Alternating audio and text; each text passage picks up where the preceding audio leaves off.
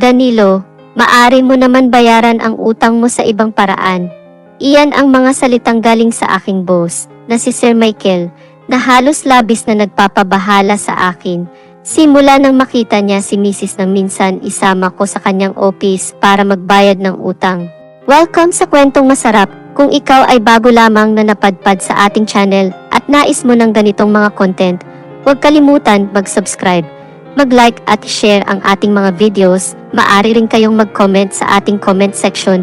If meron naman kayong mga story na tulad nito, maaari ninyong isend sa ating email account na nakalagay sa ating description. Ngunit kung sa iyong palagay ay hindi nararapat sa iyo ang temang ito, huwag na lamang pong manood at scroll down na lamang.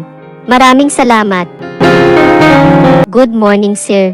Ito ang mga pagbati ko sa araw-araw na pagdating ni Sir Michael sa opisina. Ako nga pala si Danilo. Isa akong empleyado. Hindi ko nababangitin ang pangalan ng kumpanya. Pero ito ay may kaugnayan sa mga shipping sa ibang bansa. Ang may-ari at amo ko naman ay si Sir Michael na isang American-African. Mabait naman itong sir, lalo na sa mga tauhan niya at empleyado. At mas gusto pa nga daw niya ng Pinoy na empleyado dahil masipag daw ito at mapagkakatiwalaan. Marami pang negosyo si Sir, hindi ko nga alam ang iba. Magaling na din magsalita ito ng Tagalog, kaya hindi namin siya basta-basta maluloko. May asawa rin ito na dati na Pilipina, pero hindi ko alam ang dahilan kung bakit naghiwalay sila. Parang piniperahan lang kasi si Sir, pero hindi ako sigurado. Sa tingin ko lang, ako naman ay may asawa, pero wala pa kaming anak. Magdadalawang taon na rin kaming nagsasama. Simula nang ikasal kami ni Emmy. Nakilala ko si Emmy sa isang kaibigan ko noong high school kami nang magkita kami sa isang okasyon ng mga high school batch namin. Dani, kumusta ka na? Matagal tayong hindi nagkita, kaya nga. Kayo kumusta naman? Nawalan na ako ng balita sa inyo. Simula nang mag-graduate tayo ng high school, sabi ko naman, mayaman na siguro itong si Danny, big time ang kumpanya na pinapasukan nito. Sabi naman ng dating classmate ko na si Angelo, napapangiti naman ako dahil sa totoo hindi naman malaki, pero mayaman talaga ang may-ari at marami itong koneksyon sa gobyerno. Kaya nga hindi na ako nagtataka sa kanila na mabilis nakakarating ang mga shipment namin. Hindi naman totoo. Sakto lang naman, ang sabi ko, kumusta naman pala ang love life mo? Ilan na anak mo? Tanong pa ng classmate ko, wala pa akong asawa. Single pa ito. Iyan ang sagot ko sa kanila. Ano ba yan? 30 ka na. Late ka na. Wala ka ba plano mag-asawa? Meron naman. Wala pa akong natipuhan. Sabi ko sa kanila, sakto. Meron ako ipapakilala sa'yo. Maganda ito.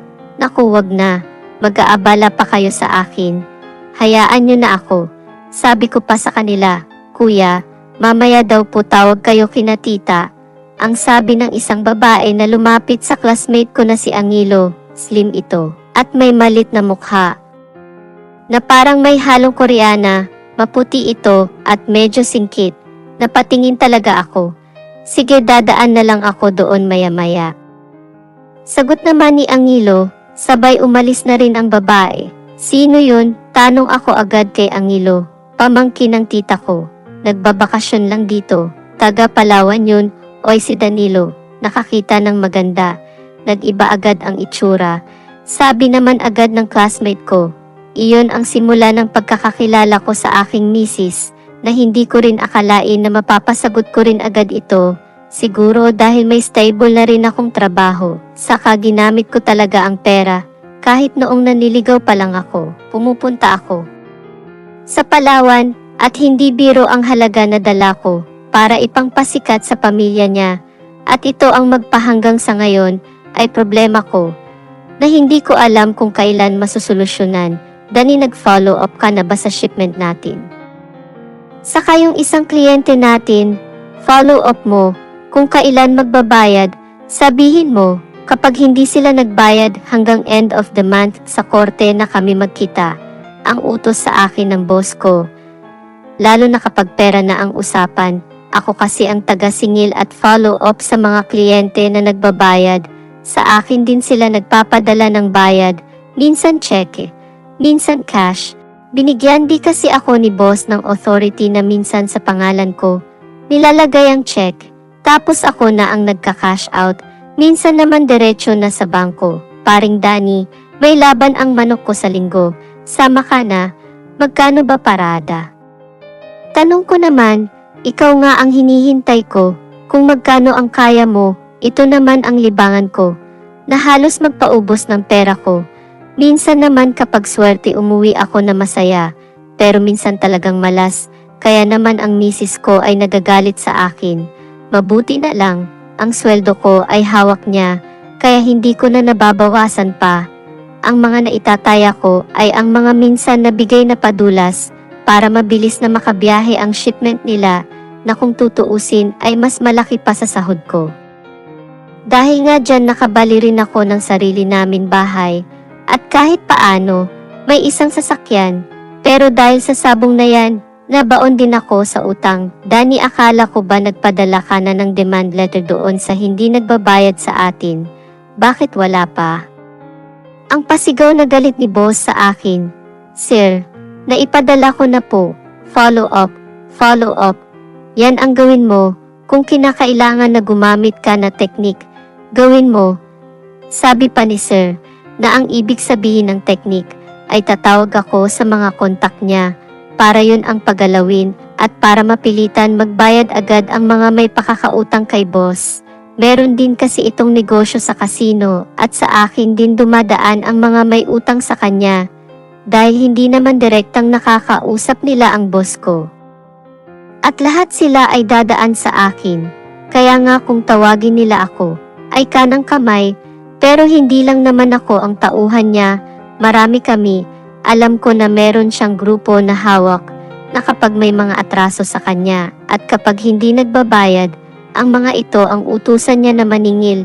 Sila ang tinatawad na bad side at ako naman ang good side.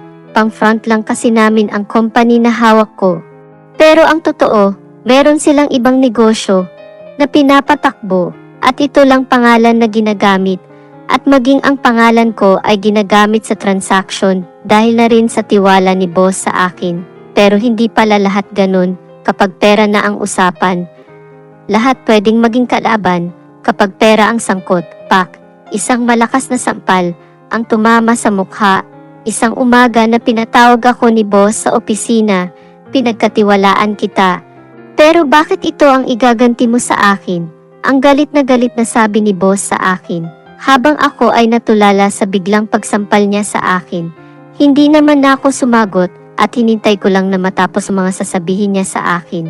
Kilala ko rin kasi itong si boss na kapag galit ito, hayaan mo lang at mamaya ay huhupa rin at kakausapin ka ng maayos. Alam mo ba ang mga ginawa mo?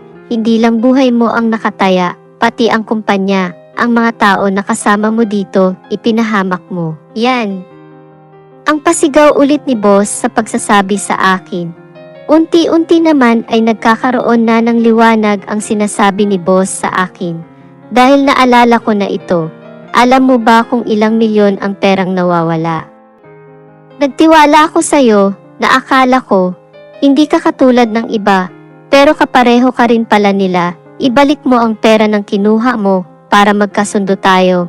Dahil kung hindi alam mo na ang mangyayari sa'yo, sabay na hinawakan ako sa balikat ng isa sa mga bodyguard ni boss at dinala ako sa pintuan para lumabas na. Hindi ko alam ang gagawin ko, tuliro ako. Ang bigat ng mga paa ko na lumakad papunta ng elevator. Ano kaya ang gagawin ko? Ibig sabihin kaya noon, natuklasan na ni boss ang mga pera na nawala ko. Simula kasi nang nangligaw ako sa misis ko at nalulong ako sa sabong. Ang mga pera na dumadaan sa akin ay hindi ko pinapasok ng bangko. Kinukuha ko ito. Naging ang ibang cheque na kapag na-encash ko na, ay hindi ko nilalagay sa account ni boss. Sa ilang taon ko na ginawa yun, hindi ko na alam kung magkano na ang nakuha ko at paano ko babayaran ito. Saan ako kukuha ng pambayad? Alam ko kasi na maaring tutuhanin ni boss ang banta sa akin. Natatakot tuloy ako para sa pamilya ko at sa misis ko. Tao po. ang mahinang katok sa pinto ng bahay namin nang pagbuksan naman ng misis ko. Dalawang lalaki na may malalaking pangangatawan ang humarap sa misis ko. Nandin ba si Danilo ang bungad agad ng lalaki? Nasa loob po siya. Ano po ang sadya ninyo? Tanong ng misis ko, pakibigay mo ito. Sabihin mo sa kanya, tawagan niya si boss. Kapag natanggap na niya itong sulat at agad na itong umalis, nagtataka naman ang misis ko kung sino ang mga ito at kung ano ang nakasulat sa papel. Sino ang mga iyon? At ano ito? Ang mga tanong ng misis ko sa akin. Halos mamutla ako sa nakita ko na nakasulat sa papel. Danilo, 15 milyon ang nawawala na pera at ipaliwanag mo kung saan na ang halagang ito. Yan ang nakasulat sa papel na ikinagulat naman ng misis ko. 15 milyon? Ano bang pinagsasabi ng boss mo? Anong 15 milyon? Pagtatakang tanong nito. Kahit nga 1 milyon wala akong nakita sayo. Bakit ka pinagbibintangan ng amo mo? Hindi ako makasagot sa misis ko. At hindi ko rin alam kung paano ko ipapaliwanag ang lahat. Lalo na kung sasabihin ko na natalo sa sabong. Sino ba ang nakatira doon sa bahay ninyo sa Palawan? Doon na lang tayo. Bakit tayo pupunta doon? Bakit tayo magtatago? Harapin natin yan problema mo. Ang tagal mo na dyan sa boss mo. Tapos pagbibintangan ka pa na magnanakaw. Hindi ko talaga alam kung paano ko ipapaliwanag sa misis ko. Ang totoong nangyari, basta umalis na lang tayo dito. Hindi mo kilala ang boss ko. Magsabi ka nga ng totoo sa akin, Danilo. Pagtatanong ng misis ko sa akin. Medyo alinlangan ako sa sabihin pero mapilit si misis. Ang totoo niyan nagastos ko ang mga perang iyan. Pero matagal na iyon. Simula pa noong nangiligaw pa ako sa'yo, saka natalo sa sabong, saka ang iba pinagawa natin ng bahay, saka pinambili ko ng sasakyan, pagpapaliwanag ko pa sa misis ko. Akala ko ba mga bonus ng boss mo ang mga ginastos mo dito? Bakit hindi ka nagsabi ng totoo sa akin? Umiyak na sabi ng misis ko. Ngayon saan tayo kukuha ng pambayad dyan? Nasaan na ang mga kumpar mo na laging nag-aalok sa'yo ng sabong? Matutulungan ka ba nila? Pangsisi ng misis ko sa akin. Ami, tulungan mo naman ako. Anong gagawin ko pag mamakaawa ko sa misis ko? Kausapin mo ang boss mo. Sabi mo naman diba, mabait yun. Lapitan mo, mag-sorry ka, at magpakumbaba sa kasalanan mo. Kasi kung magtatago lang tayo, makikita tayo nila. Ikaw naman ang may sabi na may impluwensya ang boss mo. Saka ayokong pumunta doon sa Palawan, baka madamay pa sina tatay at nanay doon. Sa bagay tama ang misis ko na kausapin ang boss. Hello, good morning. Nandyan ba si Boss Michael? Tanong ko sa mga bantay doon sa opisina ni boss. Sandali lang, sino sila? Pagtatanong nito, pakisabi si Danilo. Maya-maya lang ang binuksan na ang pinto at sabing, pasok daw po kayo, sabi ni boss. Habang naglalakad kami ng misis ko sa mahabang pasilyo, nag-iisip na ako ng mga sasabihin kay boss. Bahala na kung ano sabihin niya, basta maghihingi ako ng sorry sa kanya. Dani, pasok kayo, maupo kayo. Sino itong kasama mo? Tanong ni boss. Misis ko, boss. Sabay na patingin si boss sa misis ko. Maganda misis mo. Sabi pa nito. Sabay ngiti, at paminsan-minsan sumusulyap si boss sa aking magandang asawa. Nakahinga naman ako ng maluwag nang makita ko na kalmado si boss.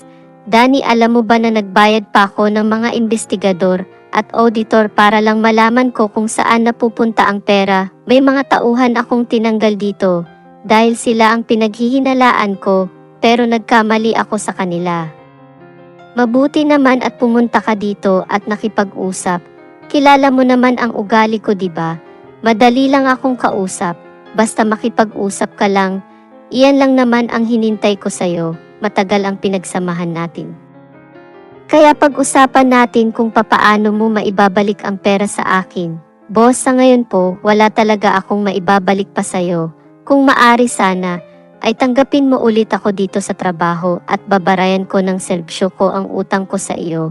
Sige, payag ako. Pero hindi ka na doon sa dating mong pwesto. Lipat ka na sa ibang department, pero sa isang kondisyon, hindi ibig sabihin ay bayad ka na, tatanggapin kita. dito ulit, kapag naibalik mo na ang pera sa akin at bibigyan kita ng 1 buwan. Para maibalik yon, dahil kung hindi, may mga abogado na akong nahanda para sa kaso mo.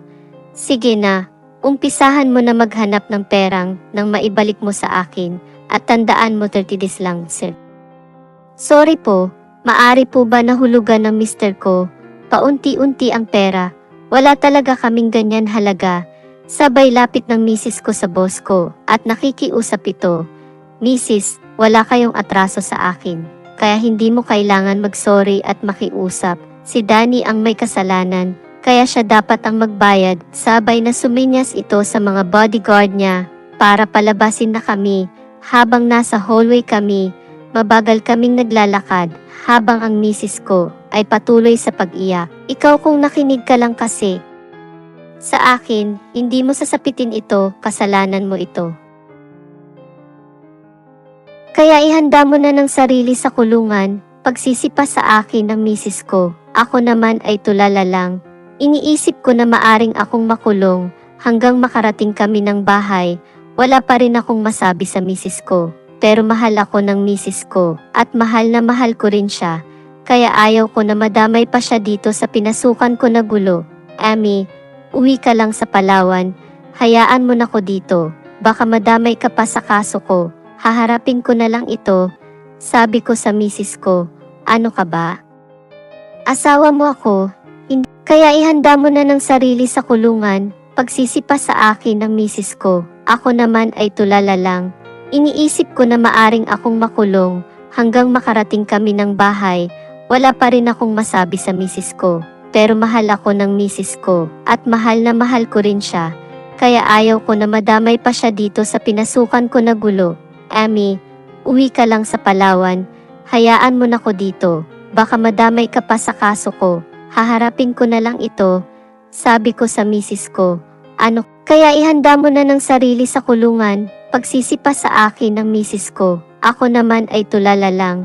Iniisip ko na maaring akong makulong hanggang makarating kami ng bahay. Wala pa rin akong masabi sa misis ko. Pero mahal ako ng misis ko at mahal na mahal ko rin siya. Kaya ayaw ko na madamay pa siya dito sa pinasukan ko na gulo. Amy, uwi ka lang sa Palawan. Hayaan mo na ako dito. Baka madamay ka pa sa kaso ko. Haharapin ko na lang ito. Sabi ko sa misis ko, ano ka ba? Asawa mo ako, hindi kita pwedeng iwan. Hayaan mo malalagpasan din natin yan. Basta magkasama tayo, sabay yakap naman ito as akin. Maghahanap tayo ng abogado na magtatangol sa atin, si Maring Claire sa City Hall. Pumapasok yun, magpatulong tayo. Sabi pa ng misis ko, makalipas nga ng 20 days, nagpadala ng tao si boss sa bahay, Danilo. Pinapaalala ni boss na 10 araw na lang ang natitira sa'yo para maibalik ang pera. Sabi pa ng mga lalaki, napatingin naman ang misis ko sa mga ito at maging ang mga tao ni boss ay napapatingin sa misis ko. Hindi naman sa pagmamalaki. Maganda talaga ang misis ko, kaya nga kahit may pera ako noon na malaki. Hindi ko man lang naisip na mambabae, magaling din kasi itong misis ko, at maasahan ko rin sa bahay. Kailangan makiusap ako kay boss, manghihingi pa ako ng palugit sa kanya.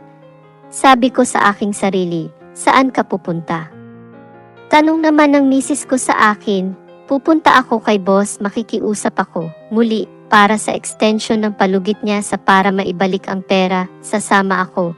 Sabi naman ng misis ko, huwag na, ako na lang, sa kakaya ko ito. Sabay alis na rin at diretso sa office ni Sir Michael. Boss, ang totoo wala talaga akong pambayad sa iyo. Maari ko na ibenta ang bahay at sasakyan namin para makabawas naman. Kaya lang hindi ganun kadali yun. Kaya baka naman meron ka ibang option. Pakiusap ko kay boss.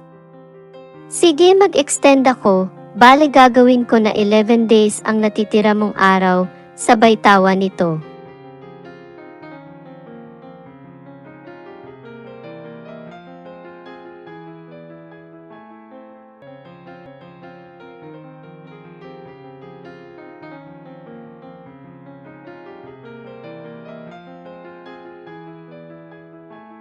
Sige na, umalis ka na. Wala na ako nagawa.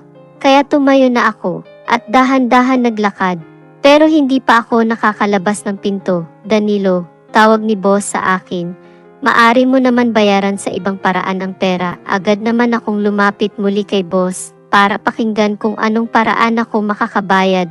Pero sa mga sinabi niya, halos buong pagkatao ko ang nyurakan. Pumayag ka na, Danny.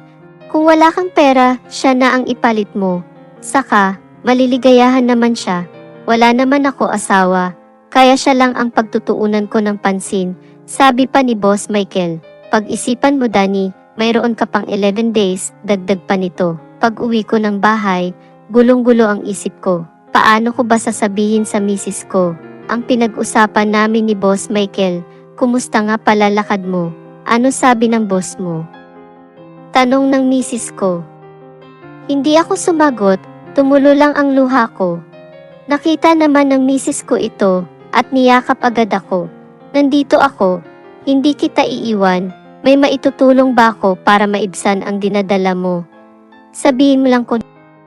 Gagawin, napaisip naman ako sa sinabi ng misis ko. Ito na siguro ang pagkakataon na hinihintay ko.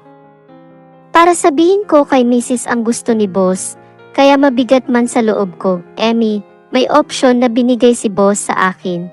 Makakabayad ako sa kanya ng 15 milyon, wala pa akong magiging kaso, at makakabalik pa ako sa kumpanya niya. Basta pumayag lang ako sa kondisyon niya. Naluluhang sabi ko, anong kondisyon? Tanong ng misis ko, hindi ko direktang masabi ito, pero dahan-dahan ko na ipinaliwanag sa misis ko, ano? Ako. Ayoko, saka asawa mo ako, misis mo ako, naririnig mo ba ang sinasabi mo? Pasigaw na sabi ni misis, kaya ba mo makita na inaangkin ng iba ang misis mo? Kaya mo ba makita na maligaya ang misis mo sa piling na iba? Iyan ang mga nakakabinging litanya ng misis ko. Na halos magpabingi sa tenga ko, lalo na sa sinabi niya na, aangkinin ng iba ang misis mo, paulit-ulit itong umaalingaw sa tenga ko.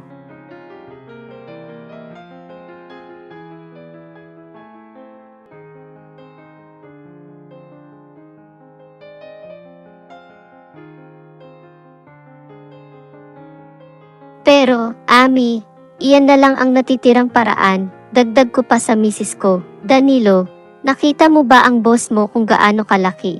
6'2" ang taas niya. Ako 4'11" lang, naiisip mo ba kung anong sapitin ko? Baka hindi mo na ako makilala, pagbalik ko. Naluluhang sabi ng misis ko.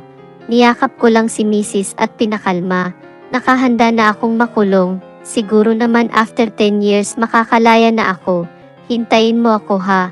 Pakiusap ko kay misis habang hinahalikan ko ang noo nito. Makalipas nga ng 11 days, may dumating na mga lalaki at may kasama itong pulis, saka isang lalaking nakabarong na sa tingin ko ay abogado ito. Hindi na ako pumalag pa, pinapasok ko sila sa bahay.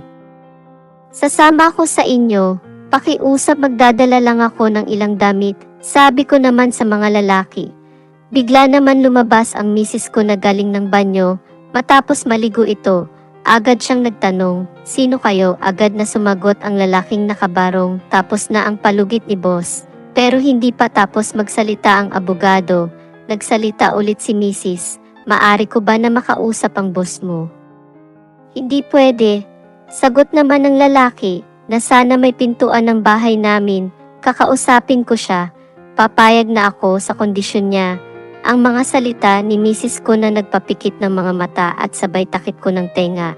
Dahil sa ayoko itong marinig, napaupo ako at nakayuko. Maya-maya lang narinig ko na nagsialisan na ang mga lalaki. Wala na rin si misis, sumama na ito para pumunta kay Boss Michael. Napaupo na lang ako sa sahig habang sinisisi ko ang sarili ko. Sinubukan ko na tawagan ang cellphone ni misis pero hindi pala niya nadala.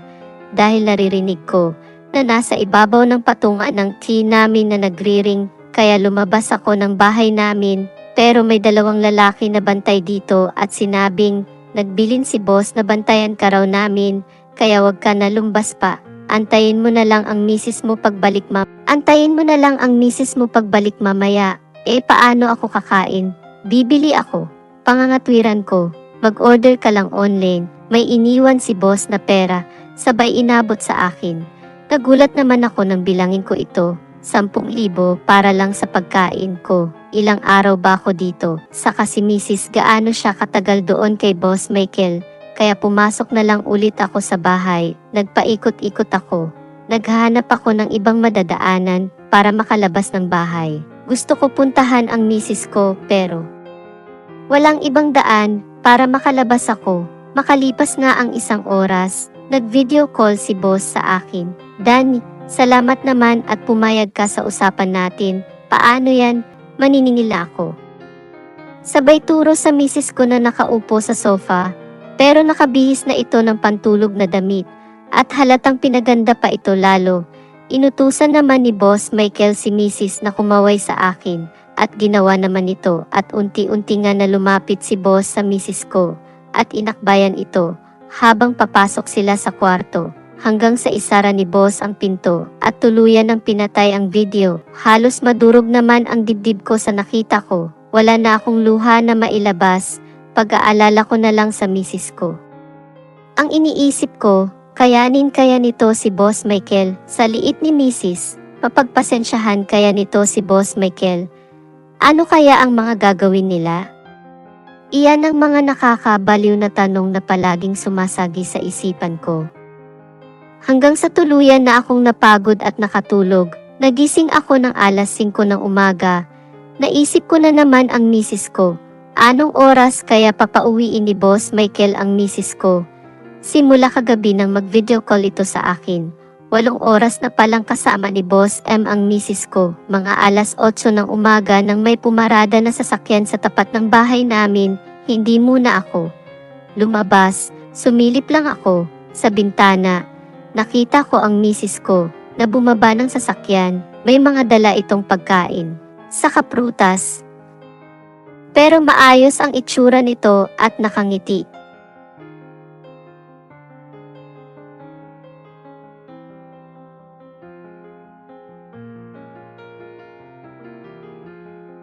Pero parang nakita ko rin na medyo pagod ito. Dahan-dahan kasi ito sa paglakad at medyo paika-ika pa. Hanggang sa buksan ko ang pinto, wala na rin pala ang mga taong nagbabantay sa akin kagabi. Agad akong lumapit sa misis ko at yayakapin ko sana. Pero, nagbayad na ako ng pagkakautang sa boss mo. Hindi ka na makukulong, sabi pa nito. Medyo natuwa naman ako nang marinig ko. Pero, nagsalita ulit si misis. Kaya lang babalik pa ako doon dahil first payment pa lang un. Napatingin naman agad ako sa misis ko, napapasok na ng kwarto namin at sinundan ko agad sa kwarto. Pero ibinagsak na nito ang katawan niya at tuluyan itong pumikit. Hindi na ako nagsalita pa dahil ramdam ko na pagod ang misis ko. Sa pagbayad sa aking boss, hindi muna ako nagsalita. Lumapit ako sa kanya. Pinagmasdan ko muna si Mrs. Parang wala naman na bago. Ano kaya ang pinagawa ni Boss Michael kay Mrs.? Nagbilang kaya sila ng pera? O pinagawa niya ang mga dating trabaho ko kay Mrs. Habang hinahaplos ko ito sa ulo, dumilat naman ito at tiningnan ako. Kailan ka raw babalik doon kay Boss Michael? Pagtatanong ko. Papasundo na lang daw niya ako, masakit man sa kalooban ko. Ay pilit pa rin ako, nagkukunwari na okay lang, kaya nagtanong lang ako sa misis ko at kinumusta. Emmy, ano-ano ba ang pinagawa sa'yo ni Boss Michael? Nag-aalala kasi ako sa'yo, katulad ng sinabi mo sa akin na sa laki ni Boss Michael. Baka hindi na kita makilala pagbalik mo, mabait naman pala ang boss mo, at very gentleman. Natakot nga ako sa umpisa, pero nagkamali ako. Dahil madali lang pala talaga siya kausap, nakangiti pantong sabi. Tumayo pa ito sa harap ko, sabay sabing, kayang-kaya ko pala ang boss mo. Kahit na malaking tao siya, may kabutihan din pala sa kalooban nito, dagdag pa ng misis ko. Lalo pang naghimagsik ang kalooban ko, sa bawat sinasabi ni misis, ibig sabihin, nagustuhan ni misis ang ginawa ni Boss Michael.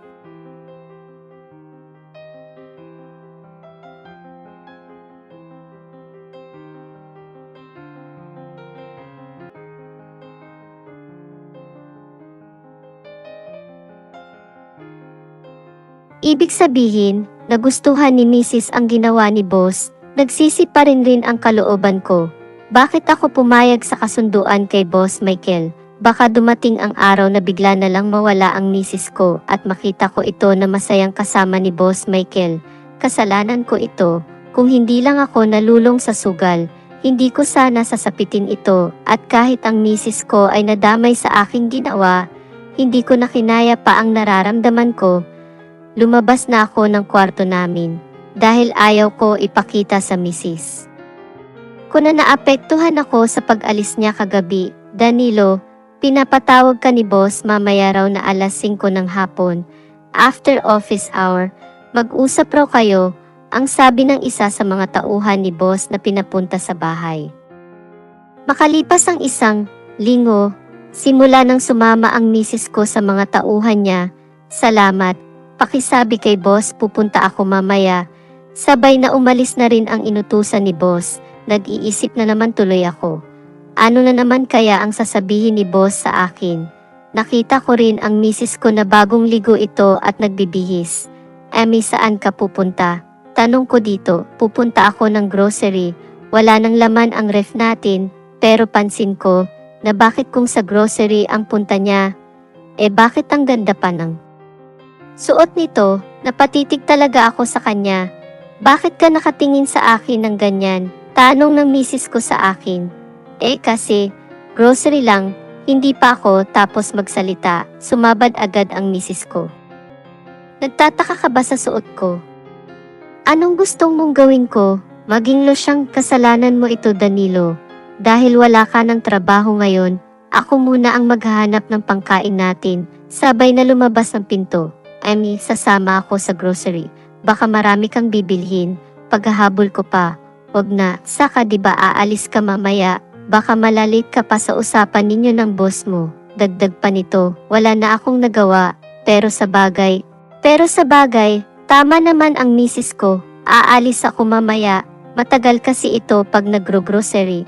4:15 pa lang ng hapon ay nasa lobby na ako ng opisina ni boss, naghihintay ako ng oras, nagpasabi na kasi ako sa mga tao niya na nandito na ako. Sir Danny, paantay na lang si boss mamaya, ito ang sabi sa akin ng isa sa mga sekretary ni boss. Danilo, kumusta?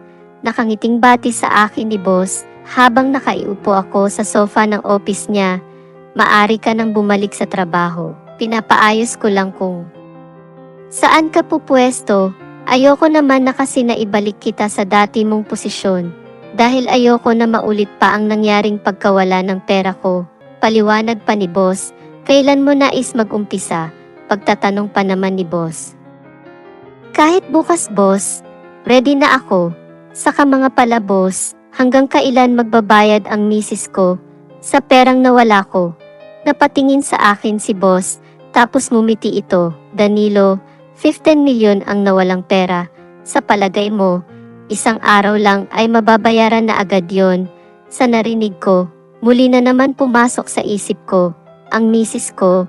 Ibig sabihin matagal pa na magbabalik-balik si misis dito. Pero boss, akala ko ba, tulad ng usapan natin, kapag pumayag lang ako, bayad na ako sa pera. Pangangatwiran ko pa kay boss. Danilo, bakit kaya hindi mo tanungin ang misis mo? Siya ang nakakaalam kung hanggang kailan siya babalik dito. Kilala mo naman ako, Danilo. Mabait ako sa mga babae. Kaya sinisigurado ko na hindi magsisi ang misis mo sa pagpunta dito. Gustuhin ko man magpaliwag pa, pero sige na, maghanda ka na para bukas sa bagong mong trabaho. Sabay na umalis na si boss, naiwan akong nakatulala sa upuan at nag-iisip na naman, paano pala kung nagustuhan na ni Mrs. dito at masiyahan siya sa mga ginagawa ni boss. Paano na ako? Pagkatapos nga ng pag-uusap namin ni boss, umuwi na ako para ibalita ko sa misis ko na babalik na ako sa trabaho ko. Pero pagdating ko, sarado pa rin ang pinto. Ibig sabihin, wala pa ang misis ko. Simula ng pag-alis nito kanila, saan kaya nagpunta iyon?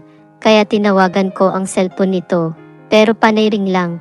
Hindi nito sinasagot ang telepono. Pasado mga 10:00 ng gabi, may marinig muli ako na sasakyan na huminto sa tapat ng bahay namin. kaya naisipan ko na sumilip sa bintana para tingnan ito, pero matagal na nakahinto ang sasakyan. Pero walang bumababa, sino kaya yan tao dyan? Makalipas ang mga 10 minuto, lumabas na ang hinintay, ang misis ko, kumakaway pa ito sa sasakyan, at tila ba nagpapaalam pa, pero hindi ko makita kung sino ang sakay sa loob. Tulad ng dati, ay nakangiti itong bumaba, na parang ang saya-saya, at mga dala itong pinamili, mukhang nag-shopping ang misis ko. Alam ko wala naman pera ito. Ami, saan ka galing pang ang dami mo pinamili? Pagtatanong ko kay misis, nakita ko kasi ang dating kaibigan ko na nag-Japan. Matagal kaming hindi nagkita, saka mayaman na pala siya ngayon, kaya pinag-shopping niya ako. Napagod tuloy ako, sabi nito, mukhang pagod nga ang misis ko. Agad kasi itong humiga sa kama at itinaas ang mga paa, hindi na ako, nag-usisa pa. Sasabihin ko pa naman sana sa kanya na nakabalik na ako ng trabaho. Dani, may binanggit ba ang asawa mo sa'yo? Pagtatanong ni boss sa akin. Isang umaga na nagkita kami sa hallway, wala naman boss. Gusto ko sana siyang kunin bilang personal na sekretary. Magaling din kasi ang misis mo at matalino. Dagdag pa ni boss sa narinig ko. May natuwa ako kapag nagkataon. 2 na kaming papasok ng trabaho. At malamang tuluyan na akong makakabayad sa boss ko. Dani, si boss parang nagbabago na. Dati mainit lagi ang ulo. Kahit walang dahilan, mabuti na lang nandyan yung magandang girlfriend niya, na laging nakapulupot sa kanya. At laging nagpapakalma sa kanya. Ikaw ba naman may ganun kaganda ng babae? Tiyak na masaya ka talaga araw-araw. Sabi pa ng isang kasama ko sa trabaho. Sino naman yun babae? Kilala ko ba?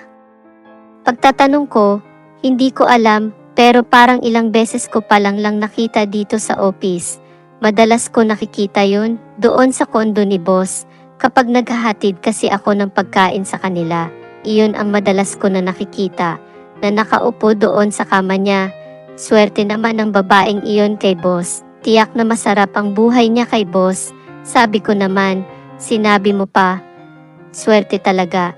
Kaya lang, may duda ako na may hindi magandang ginagawa ang dalawa, parang yung babae ay may mga transaction na illegal. Ang kinakakatakot ko baka, tayo na tauhan na walang alam ay madamay, dagdag pa nito. Sa isip ko naman, noon pa, meron ng kalokohan si boss, kaya nga kahit na malaki ang pera na nawala ko, pinabalik ulit niya ako, dahil siguro marami rin akong nalalaman sa negosyo nito. Sige, kapag ka nakita mo yung girlfriend ni boss na kasama niya, tawagin mo ako. Ang bilin ko sa kasama. Nagpatuloy ang ganun ginagawa ng misis ko dahil naging personal na sekretary na siya ni boss at halos walang nang oras ito sa akin at kapag umuwi ay pagod at matutulog lang, kaya ito na ang kinakatakot ko. Kaya nag-isip na ako ng paraan. Marami na akong naipon na ebidensya laban kay boss. Ang inaalala ko lang ang misis ko, na tiyak na madadamay ito. Tuwing anong oras ka nagdadala ng pagkain doon kay boss sa kondo niya? Pagtatanong ko sa kasama ko, kapag nag-utos lang sila. Pero tuwing Saturday, mga grocery ang dala ko. Para pagkain ng mga tauhan siya at kasambahay, may problema nga ako. Kasi sa Saturday ay birthday ng anak, tapos may scheduled ako ng paghahatid kay boss. Dagdag pa nito, kung gusto mo ako na lang magdala, pagpresenta ko sa kasama ko. Nakakahiya naman sa'yo, pero kailangan talaga ako sa bahay sa Saturday.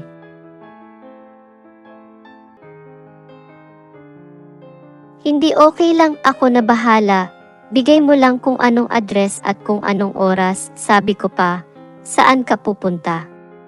Tanong ng misis ko sa akin, may lalakarin lang ako, wala ka naman pasok, Sabado ngayon, pag-usisa pa ng misis ko sa akin. Ayaw ko naman sabihin sa kanya na pupunta ako sa kondo ni boss at magdadala ako ng pagkain.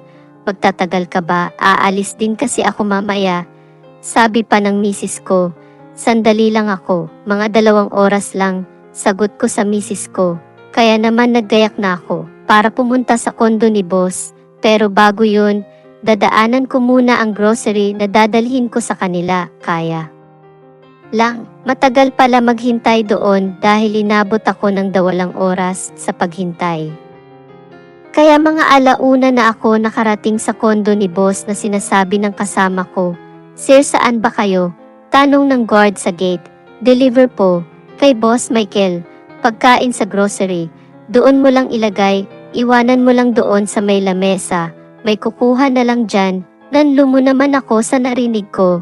Ibig sabihin, hindi ko makikita kung saan ang unit ni boss, kaya sumunod naman ako doon sa itinuro ng guard.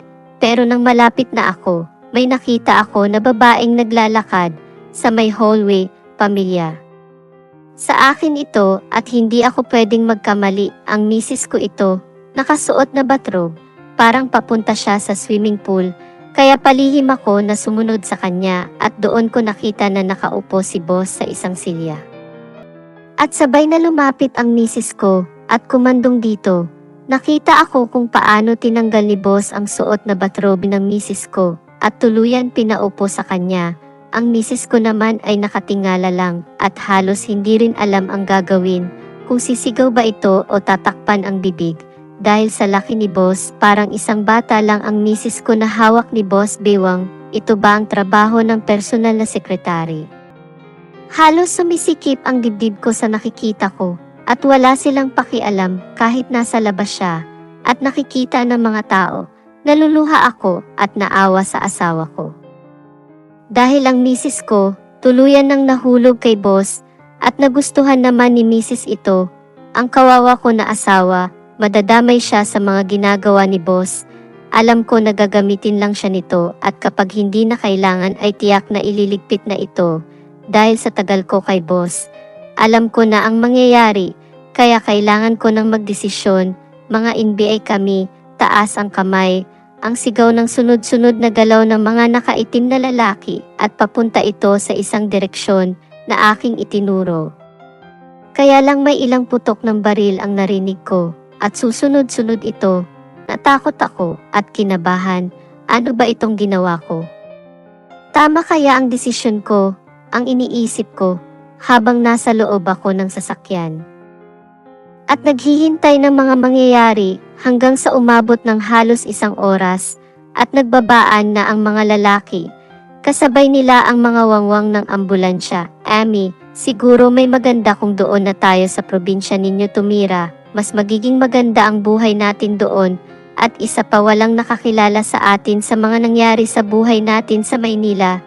Sabi ko sa misis ko, habang nag-impake kami, "Mas mabuti pa, at bago tayo umalis dito, hihingi muna ako ng tawad sa'yo at sa pagligtas mo sa buhay ko." Nalunod ako sa kasalanan, sa ligayang dulot ng boss mo at nasilaw ako sa pera. Pero kahit na ganun, ay hindi mo ako iniwan doon sa Palawan. Magsisimula tayong muli at ito ay magagamit natin sa pag-umpisa natin doon. Sabi ni Mrs. habang binabalot namin ang pera na nakuha namin bago pa dumating ang mga alagad ng batas. Nakipag-ugnayan ako sa NB at ibinigay ko ang mga larawan at lokasyon ng mga iligal na gawin ni boss at ang kanyang mga tauhan. Kaya lang ng araw ng operasyon ay nanlaban ito kasama ng MG tauhan niya. At doon napatunayan ng mga otoridad ang mga sinabi ko at binigyan kami ng pabuya dahil sa pagkakaaresto ng iba pang mga kasama sa sindikato ni boss. At ng araw din na iyon, ang misis ko ay hindi ko pinayagan na umalis. Pinabantayan ko pa ito sa kanyang kamag-anak para hindi siya pumunta sa araw ng raid kay boss. Kaya hindi siya nasangkot sa pagkakahuli kina boss. Paminsan-minsan ay naalala ko ang mga pangyayaring iyon habang nasa bangka kami ng misis ko at masaya kaming namuhay ng simple sa isla. Hindi ko man mapantayan ang ligaya na ipinalasap ni boss sa misis ko. Titiyakin ko naman, gagawin ko ang lahat para maging masaya siya at maligaya. Kahit na paminsan-minsan, pinapagaya niya sa akin ang mga ginawa ni boss noon para pag-enjoy siya. At kahit paano, libang na rin kami. Dahil kasama niya rito ang kanyang mga magulang at kapatid at malayo sa anuman kapahamakan.